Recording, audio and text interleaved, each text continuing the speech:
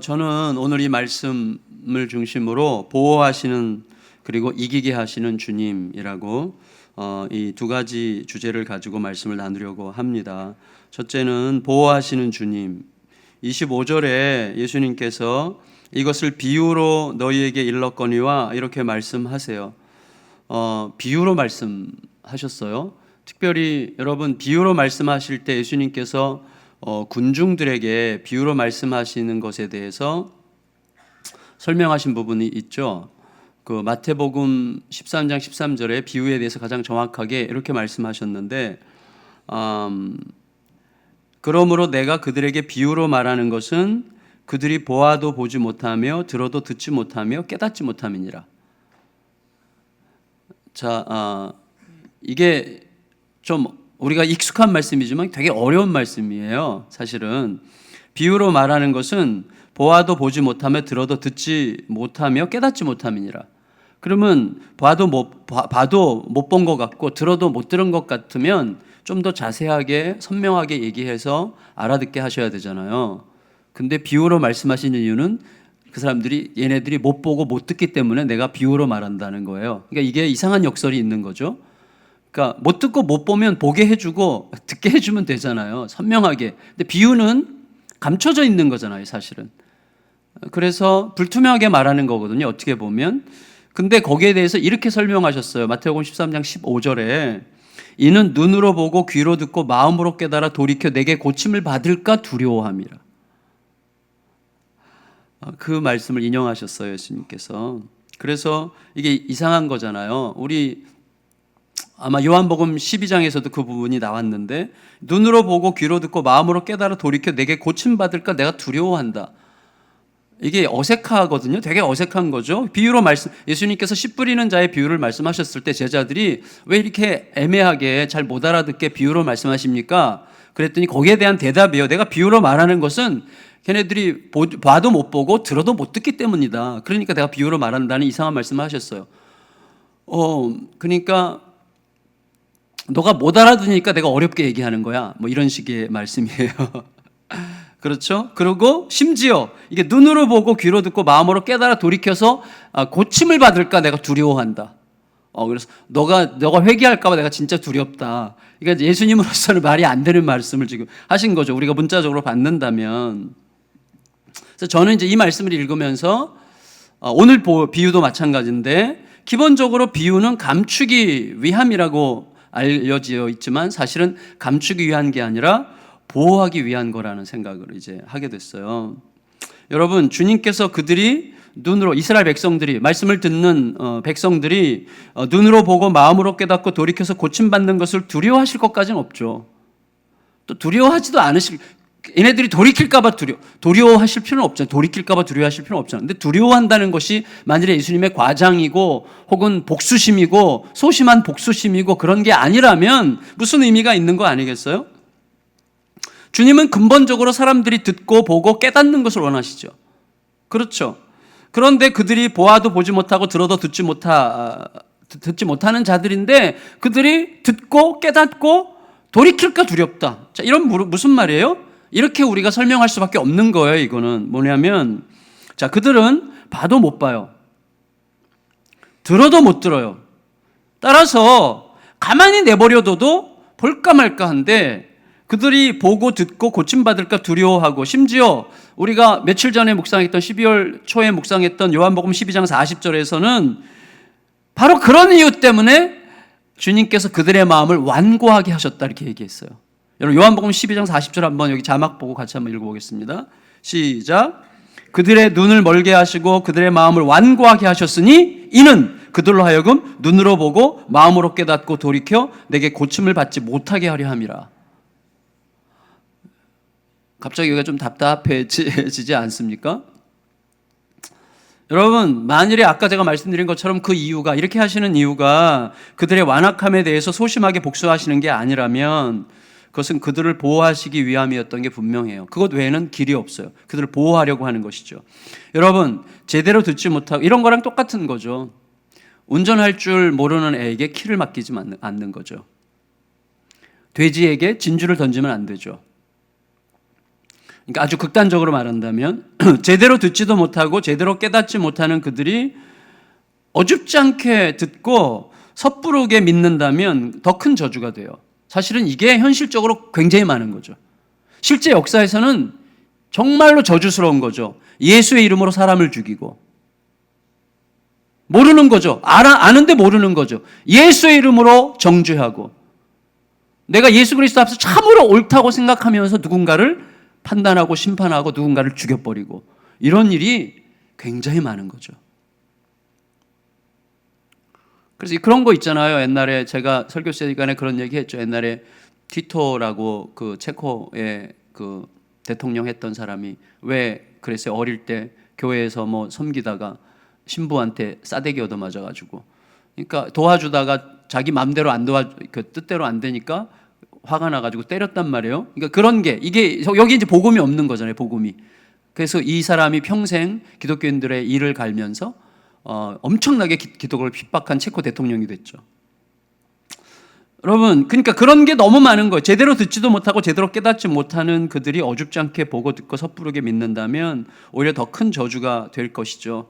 여러분, 미지근하고 어정쩡한 것이 가장 큰 재앙 아니겠어요? 따라서 주님은 그들이 아예 보지도 못하고 아예 깨닫지도 못하도록 비유로 말씀하시므로 그들이 어느 날, 그들에게 진짜 축복은 뭡니까? 어느 날 자신이 전혀 볼 줄도 모르고 전혀 깨닫지도 못하는 자인 것을 알게 될 때죠. 여러분, 우리가 가장 복될 때가 언제예요? 주님이 가장 기뻐하시는 예배가 어떤 예배죠? 애통하는 예배죠. 어떤 예배? 애통하는 예배예요. 하나님, 제 영혼이 파산했습니다. 나에게는 어떤 가능성도 없습니다. 나에게 무슨 선한 것이 하나도 없습니다. 저에게 마치 어떤 선한 것이 굉장히 옳은 것이 있는 것처럼 그렇게 착각하며 살지 않게 해주시고, 나에게 선한 것이 없고 오늘 내가 주님으로부터 듣지 않는다면, 오늘 주의 은혜가 나를 지배하지 않는다면 저는 망할 뿐입니다. 주여, 이 망한 자를 불쌍히 여겨주시고 오늘도 주의 은혜만 저를 살게 해주십시오. 이게 가장 정상적인 주님 앞에 서는 길이죠. 이게 사는 길이고 이게 살리는 길이죠. 근데 우리가 적당히 알면요, 뭐예요? 적당히 아는, 내가 경험해왔던, 내가 알아왔던 어떤 그것 가지고 얼마나 많은 사람을 죽여요. 그것도 신앙이라고 믿어? 이런 식이 되는 거죠. 우리도 모르게. 마치 내가 하나님인 것처럼. 우리는 수시로 그렇게 되게 돼 있는 거죠. 제가 예외겠어요. 우리 모두가 그런 거죠. 이게 무서운 거예요, 여러분. 그래서 우리가 가장 복된 길은 언제냐면, 내가 진짜 볼 수 없는 자구나, 내가 진짜 깨닫지 못하는 자구나, 내가 정말 나에겐 선한 것이 없고 가능성이 없구나. 그래서 어느 날 자신이 전혀 볼 줄 모르고 깨닫지도 못하는 자라는 사실을 알게 돼서 자신 안에 선한 것이 완전히 없기 때문에, 그것을 알기 때문에, 내가 선한 것이 완전히 없다는 사실을 알기 때문에 주님 앞에 완전히 엎드리도록 하시려는 뜻이죠. 여러분, 될까 말까 하면서 시간만 허비하는 것보다는요, 될까 말까, 이게 되는가 안 되는가 이렇게 허비하는 것보다는 아예 빨리 안 돼가지고 제대로 다시 시작하게 되는 게 훨씬 더 큰 복이죠. 예. 따라서 예수님은 감추시기 위해서가 아니라 오히려 보호하시기 위해서 비유로 말씀하시는 거였어요. 그러니까 예수님께서 지금 오늘 본문에서도 비유로 말씀하시는 것이, 오늘 본문의 맥락에서는 지금은 모든 것을 밝히 명백하게 말씀하실 때가 아니다. 내가 지금 명백하게 말하면, 명백하게 너에게 말할 때가 아니라 지금 비유로 말해야 된다. 라는 것은 뭐예요? 지금 이건 제자들에게 하시는 말씀인데, 제자들을 지키기 위해서죠. 제자들을 보호하시기 위해서죠. 그래서 여러분, 때가 이르면 내가 밝히 말할 건데, 내가 주로 아버지에 대해서 말하겠다, 이렇게 얘기했어요. 아버지에 대한 것을 밝히 말하겠다. 여러분, 25절을 다시 찬찬히 보세요. 찬찬히 보면 어렵고 찬찬히 보면 또 쉬워요. 25절 시작. 이것을 비유로 너에게 일렀거니와 때가 이르면 다시는 비유로 너희에게 이르지 않고 아버지에 대한 것을 밝히 이르리라. 그러니까 여기 우리가 지금 세 가지 숙제가 있어요. 이 25절을 보면 세 가지를 우리가 이해해야 돼요. 첫째는 뭐냐면, 뭘 비유로 말씀하셨다는 거죠? 이것을 비유로 너에게 일렀거니와, 이게 뭐예요? 이게.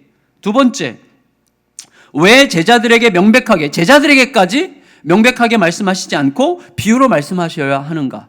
이 두 가지. 두 번째. 세 번째, 때가 되면 아버지에 대해서 밝히 말씀하신다고 그랬는데, 아버지에 대하여 밝히 말씀하신다는 것은 무슨 뜻인가? 이 세 가지 숙제가 25절 안에 있어요. 그걸 푸신 분 한번 손 들어보세요. 푸셨죠? 저도 못 풀었어요. 저도 어렵더라고요. 근데 일단 앞부분부터 이렇게 쭉 읽어가면요, 내가 이것을 비유로 너에게 일렀거니와라고 할 때 이것에 해당되는 것이라고 생각되는 게 아마 16절과 21절일 것 같아요. 여러분, 어제 주일 본문에 보면 16절에 이렇게 되어 있어요. 16절 읽겠습니다. 시작. 조금 있으면 너희가 나를 보지 못하겠고 또 조금 있으면 나를 보리라. 자, 이게 무슨 말인지 제자들은 엄청나게 헷갈릴 거예요. 그래서 17절에 바로 질문하죠. 이게 무슨 말이에요? 이렇게 질문하죠. 이게 궁금한 거, 굉장히 이게 이제 비유니까 제자들이 잘 모르겠는 거예요. 21절 읽겠습니다. 시작. 여자가 해산하게 되면 그때가 이르렀으므로 근심하나 아기를 낳으면 세상에 사람 난 기쁨으로 말미암아 그 고통을 다시 기억하지 아니하시느니라. 예, 이것도 제자들이 되게 이제 힘들어하는 거예요. 이게 무슨 의미인지 지금 명확하지 않아요. 아리까리해요. 이전부터 예수님께서 내가 죽고 살아날 거라는 말씀을 하셨지만 솔직히 여러분 분명히 들었는데 분명히 못 들은 경우 되게 많거든요. 그때 분명히 근데 내 관심사가 아니면 아예 안 들은 거예요. 늘 그렇잖아요. 제가 주일날 광고 시간에 그렇게 핏대 올리면서 얘기를 해도 몇 주 동안 광고했어. 근데도 성도들 중에는요, 그때 그런 광고가 있었어요? 이렇게 말하는 인간들이 가끔 있어요. 근데 어쩔 수 없어요. 저도 똑같으니까. 그러니까 내 관심사가 아니면 안 들어요. 그러니까 예수님은 거듭거듭 말씀하셨는데 이때는 제자들에게 안 들어온 거예요. 언제? 예수님께서 십자가에서 돌아가시고 부활하신 다음에야 쭉 돌아보니까 야, 그때 그 말씀하셨었는데 그게 그거였구나라고 해서 기록한 거죠. 먼 뒷날 다 사건이 일어난 다음에 그때 그거였구나. 그래서 기록한 거지. 지금 예수님께서 말씀하신 이때는 그게 무슨 의미인지 모르는 거예요. 몰라요. 해산이 이게 무슨 말이야? 이렇게 생각했겠죠. 근데 여러분, 우리는 대략 알죠. 왜? 우린 다 지나간 상태에서 보니까. 예수님은 그 십자가에 달려 돌아가실 거고 사흘 만에 부활하심으로 제자들이 주님을 다시 조금 있으면 다시 보게 될 거란 말이 이제 부활을 통해서 다시 보게 될 거라는 말씀이죠. 그리고 지금은 너희가 근심하지만, 자, 지금의 근심은 뭐예요? 죽음의 근심이 아니죠. 해산의 근심이죠. 부활하신 다음에는 그 기쁨 때문에 죽음의 근심을 다 잊어버리겠죠. 자, 그걸 그대로 이제 말씀하신 거니까 우리는 되게 쉬워요. 근데 그 당시 제자들은 이게 너무 어려운 거예요. 예수님이 죽으신다는 것도 귀에 안 들어오고 마음에도 안 들어오고 다시 살아나신다는 것도 실감이 안 나고 그러는 것이죠. 그런데 왜 제자들에게까지 비유로 말씀하시죠? 비유로.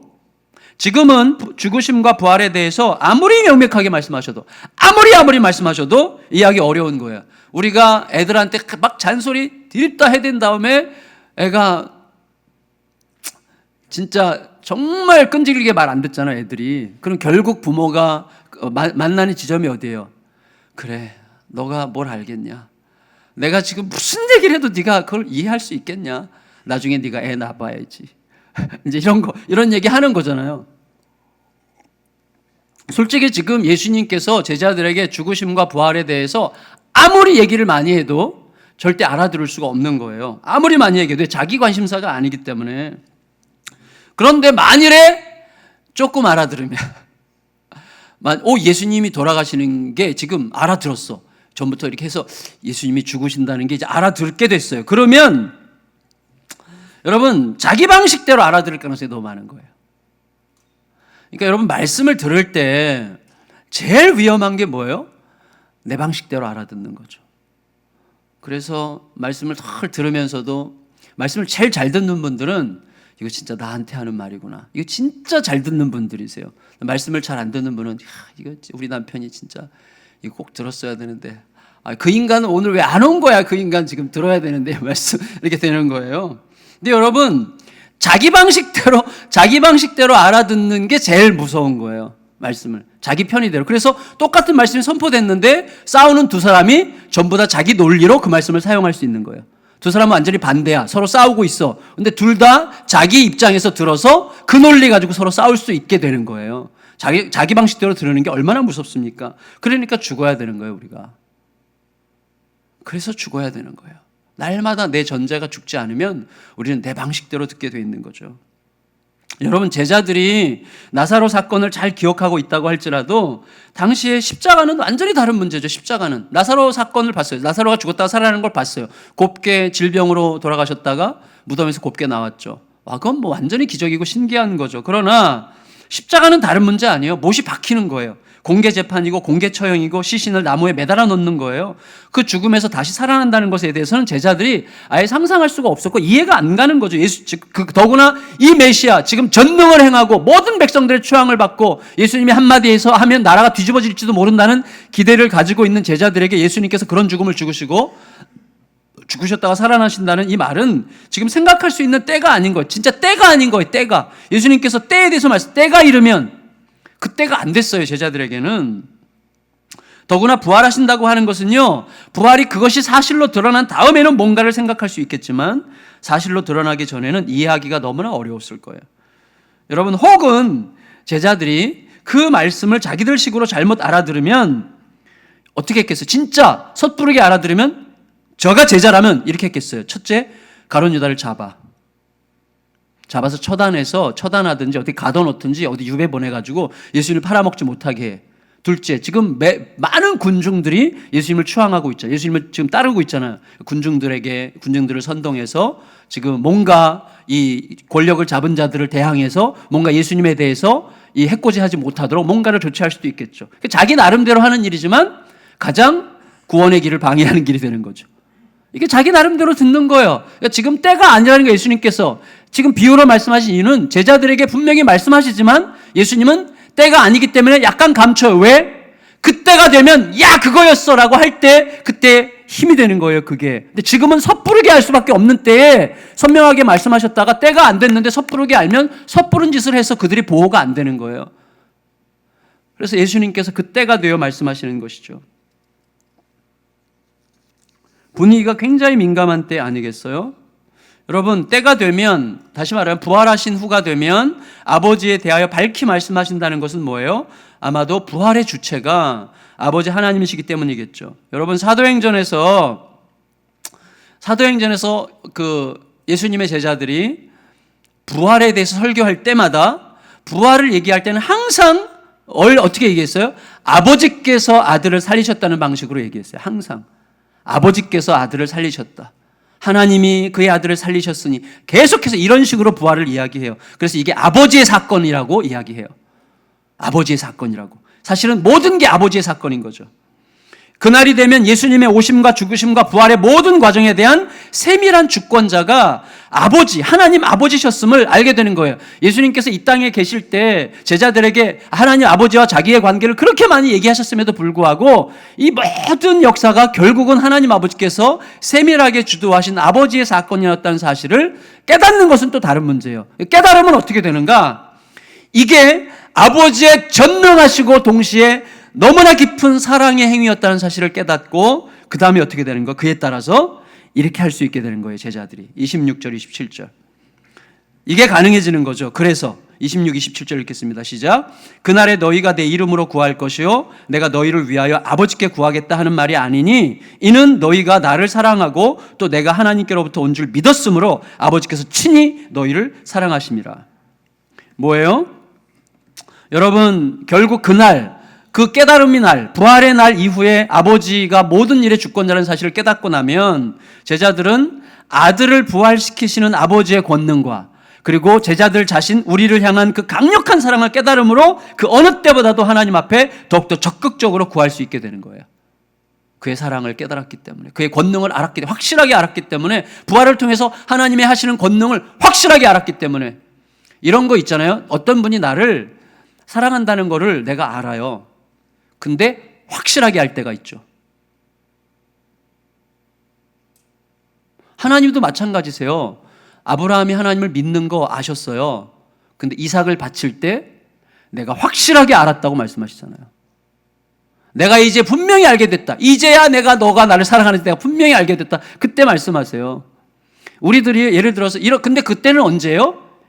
그분을 신뢰해요. 믿어요. 근데 그분이 완전히 자기 인생을 걸고 희생적으로 사랑하는 모습을 봤을 때, 확실해. 이제는 진짜 확실한 거구나 라고 느껴질 때가 있는 것이죠. 제자들에게는 그게 예수 그리스도의 부활이에요. 부활. 그래서 여러분, 우리 속에 아버지에 대한 믿음이 흔들리지 않고, 흔들리더라도, 고통이 오면 흔들릴 수밖에 없죠. 그러나 이것이 흔들리더라도 제대로 빨리 자리를 잡고 힘을 내서 담대하게 구하고 용기를 내어 달려갈 수 있는 가장 강력한 때는 언제예요? 부활이 내게 실제가 될 때예요. 부활이 의심이 안 돼. 왜 그런지 아세요? 죽음이 하나도 겁나지 않기 때문이죠. 그러니까 부활로 인해서 죽음이 하나도 겁나지 않지만 내가 죽는다는 것 자체가 그렇게 큰 사건이 아니게 되는 거예요. 부활의 크심이 나를 압도하기 때문에. 그래서 부활이 내게 실제적 사건으로 임하잖아요. 그때부터 훨씬 더 강력하고 담대하게 새로운 일에 뛰어들고 하나님께서 원하시는 일에 과감하게 나를 던지게 되는 것이죠. 왜? 내가 하는 모든 일들보다 말할 수 없이 큰 것이 이미 나의 것이기 때문에 이런 것들 얼마든지 섬길 수 있는 거죠. 얼마든지. 제가 유치하게 말하면 로또 당권 500억짜리 로또 당첨됐기 때문에 오늘 50만 원어치 식사는 기꺼이 사는 거랑 똑같은 거죠. 어떻게 보면. 예, 부활이 실제가 되면 우리의 이 땅에서의 모든 선택들은 굉장히 담대해지고 관대해지고 그리스도를 닮아서 나를 내어줄 수 있게 되는 것이죠. 그래서 여러분 이렇게 해서 끝없이 자신을 통해 우리를 아버지 하나님과 엮으세요. 예수님은 계속 엮으세요. 자, 이게 저는 너무 좋았어요. 그래서 이기게 하시는 주님인데 어떻게 이기게 하시는가? 이거예요. 아버지와 엮어서 이기게 하세요. 아버지와 엮어서 이기게 하세요. 자, 보세요. 제가 누구를 상대할 때 어떻게 해서든지 그 사람과 내가 관계를 맺도록 하잖아요. 그럼 우리는 실패합니다. 제가 여기 박정철 성도님 계신데 제가 박정철 성도님을 잘 구워 삶아가지고 내 편에 서서 나를 떠나지 않도록 하기 위해서 내가 애를 쓰잖아요. 그럼 저는 계속 묶여요. 묶여요. 묶이면 어떻게 되죠? 내게 잘못한 것 때문에 섭섭하고 내가 잘한 것 때문에 기뻐하고 일희일비가 늘 생기는 거예요. 이분에게 묶였기 때문에. 근데 이 관계를 이렇게 갖지 않아요. 이분을 가능한 한 아버지께로 묶어요. 그리고 나는 아버지만 상대하는 거예요. 그러면 어떻게 하건 관계없어요. 아버지께만 계속 말하면 되는 거예요. 그러면 매이지 않기 때문에 진짜로 사랑할 수 있어요. 계속해서 예수님께서 우리를 아버지와 엮으시는 일이 그런 거죠. 여기 여러분 예수님께서 하나님과 우리가 관계를 맺도록 계속 엮으세요. 그래서 예수님은 아버지와의 관계를 계속해서 설명하시는데 28절 읽겠습니다. 28절 읽겠습니다. 28절 시작. 내가 아버지에게서 나와 세상에 왔고 다시 세상을 떠나 아버지께로 가노라 하시니. 야, 이거 진짜 멋진 말이에요. 여러분, 이게 이기는 길이에요. 이게. 여러분, 나중에 33절에 가면 세상에서는 너희가 환난을 당하나 담대하라. 내가 세상을 이기었노라. 이런 말에 우리는 굉장히 용기를 받죠. 근데 그 말이 무슨 의미인지 아세요? 그게 이 말이에요. 이 말. 야, 예수님께서 이기셨으니까 우리도 이길 거야. 이 정도 막연한 게 아니라 이 말을 하시는 거예요. 여기서부터 이제 시작되는 것인데, 자, 보세요. 절 보세요. 예수님은 아버지께로부터 오셨어요. 그러므로 아버지의 것을 가지고 세상에 전하시는 거예요. 따라서 예수님은 예수님이 책임지시는 게 아니라 아버지께서 책임지시는 거라는 사실을 단 한순간도 잊지 않았어요. 요한복음에서 얼마나 많이 예수님께서 난 아버지로부터 본 것만 말하고 아버지로부터 들은 것만 말하고 모든 것을 아버지로부터 나오고 계속 얘기하죠. 뭐예요? 예수님은 지금 아버지의 일을 하고 있는 거예요. 아버지의 일을. 그러니까 예수님이 책임지시는 게 아니라 아버지께서 책임지시는 거예요. 제가 목회하면서 저는 진짜 자유로워요. 진짜 자유롭고 행복해요. 자유롭고 행복한 이유는 하나밖에 없어요. 이 목회가 제 목회가 아니라고 확신해요. 진짜로. 하나님의 목회예요. 하나님의 목회에 잠시 끼워주신 거고 주님이 나중에 너 딴 데 가서 해라 그러면 아멘. 그리고 가서 거기서 또 하나님의 목회를 하면 되는 거예요. 다 하나님이 하시는. 근데 이게 제가 지금 말장난하는 게 아니라 이게 진짜라니까요. 제 머리부터 발끝까지를 지배하면서 너무 자유롭고 행복한 거예요. 사실은 예수님이 그걸 가르쳐 주시는 거예요. 내가 아버지께로부터 와서 세상에 왔고, 그 말은 뭐냐면 아버지로부터 들은 것 가지고 아버지로부터 본 것 가지고 내가 다 하고 결국은 아버지가 다 하신다는 거예요. 아버지의 주권을 지금 얘기하고 계시고 동시에 뭐예요? 세상을 떠나 아버지께로 가실 거예요. 다시 말하면 세상은 예수님의 궁극적인 처소가 아니에요. 여러분, 예수 향남교회는 저의 궁극적 처소가 아니에요. 여러분의 궁극적 처소가 아니에요. 그 사람도 내게 영원토록 묶일 사람이 아니에요. 다 아버지와의 관계예요.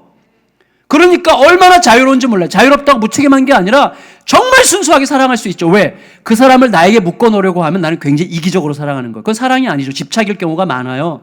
아버지께 맡기기 때문에 진짜 사랑할 수가 있는 거예요. 그래서 여러분, 세상은 예수님의 궁극적 처소가 아니에요. 예수님께는 돌아갈 완벽한 영원한 궁극적 처소가 있어요. 따라서 결코 세상에 매이지 않는 삶을 사는 거예요. 그리고 세상을 위해서 죽을 수 있는 거예요.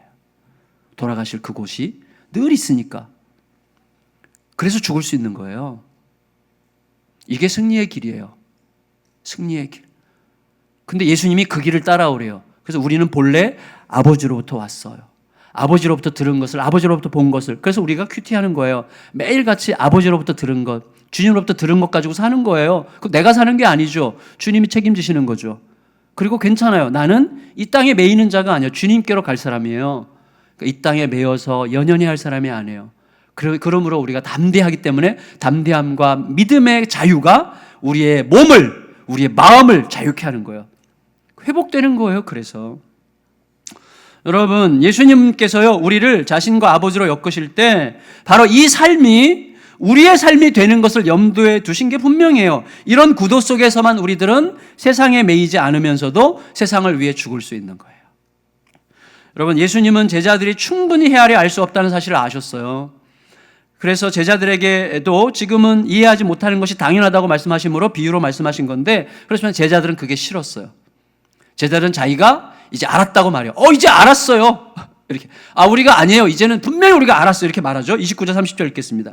29절 30절 시작. 제자들이 말하되 지금은 밝히 말씀하시고 아무 비유도 하지 아니하시니 우리가 지금에야 주께서 모든 것을 아시고 또 사람의 물음을 기다리지 않으시는 줄 아나이다. 이로써 하나님께로부터 나오심을 우리가 믿사옵나이다 얘기했어요. 그랬더니 31절에 예수님께서 믿느니? 너희 믿음이 너희가 믿는 거 맞니? 이렇게 얘기하세요. 다시 말해 예수님께서 지금 약간 비꼬셨는데 예수님의 말씀은 이거. 예수님은 이제 명백하게 알게 됐다는 제자들의 선언이 아직은 명백하게 아는 게 아니라는 것을 가르쳐 주세요. 그래서 31절, 32절에 이렇게 말씀하시죠. 읽겠습니다. 31절, 32절 상반절 시작.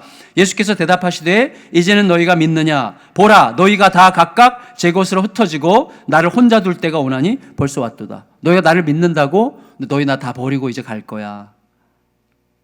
이렇게 얘기하시죠. 그게 너희의 현실인 것을 빨리 알아라. 지금은 그때야. 지금은. 앞으로는 너희가 달라지겠지만 지금은 그때야. 너희가 이제는 확실히 믿는다고 말하지만 그 말이 무슨 의미인지 아직은 알기 어려운 상태라는 것을 알기 바란다. 너희가 이제 나를 확실히 믿는다고 할 때 그것은 여전히 나를 버리고 나만 혼자 두고 다 각각 제 곳으로 흩어지고 말 정도의 믿음이라는 사실을 알기를 바란다. 이렇게 얘기하시는 거예요. 그렇지만 그렇게 말씀하신 다음에는 제자들을 격려하세요. 어떻게 이렇게 말씀하시는 거죠? 32절 하반절 그러나부터 읽겠습니다. 시작. 그러나 내가 혼자 있는 것이 아니라 아버지께서 나와 함께 하시느니라. 아멘. 여러분, 저는 이 말이 너무 감사했어요. 왜냐하면 이것은 제자들을 격려하시느라고 하시는 말씀이기도 하지만 동시에 장차 제자들이 우리들이 예수님과 똑같은 처지에서 온 세상으로부터 버림받아 처절하게 혼자가 된 것 같은 상황에 이르게 될 때 우리들이 결코 잊지 말아야 될 마음을 미리 말씀하시는 거예요. 모두가 날 버리고 또 다 떠나가는 처절한 외로움의 순간에도 우리가 결코 혼자가 아니라 아버지께서 끝내 나와 함께 하신다는 사실을 절대로 잊지 말라는 거예요. 그래서 우리를 아버지와 계속 엮으시는 거죠. 여러분, 제가 저 사람과 관계를 계속 맺고 그 사람이 내게 묶이게 하면 나와 관계 깨지면 끝나는 거예요. 그러나 그가 하나님과 계속 관계 맺게 하면 나와 관계가 끝나도 그는 버려지지 않아요. 어떤 경우에도 아버지와 함께 있을 수 있으니까 그게 우리가 사는 길이고 살리는 길이에요, 여러분. 그래서 이제 제자들에게 근심 대신 평안을 주려 하시죠. 마지막 결론 33절 읽고 마치겠습니다. 시작. 이것을 너희에게 이르는 것은 너희로 내 안에서 평안을 누리게 하려 함이라. 세상에서는 너희가 환난을 당하나 담대하라. 내가 세상을 이기었노라. 이게 참 이제 말 너무 재밌잖아요. 예수님 말씀. 야, 제가 너 때렸어? 걱정하지 마. 내가 쟤 이겼거든. 이 말이에요. 세상에서는 너희가 환난을 당하나 담대하라. 내가 세상을 이겼느니라. 자, 무슨 말이에요? 이제부터 영원토록 내가 널 책임질 거야.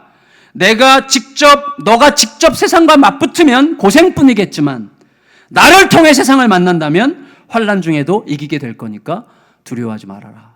내가 세상을 이겼어. 이렇게 얘기하는 거죠. 여러분, 담대해도 됩니다. 아멘. 담대하시기를 바라요. 오늘 보호하시고 이기게 하시는 주님과 함께 보호받고 진짜 이기는 길로 가시는 저와 여러분들 다 되시기를 예수님의 이름으로 축원합니다. 다시 복음 앞에 이 찬양 부르고 우리 함께 기도하겠습니다.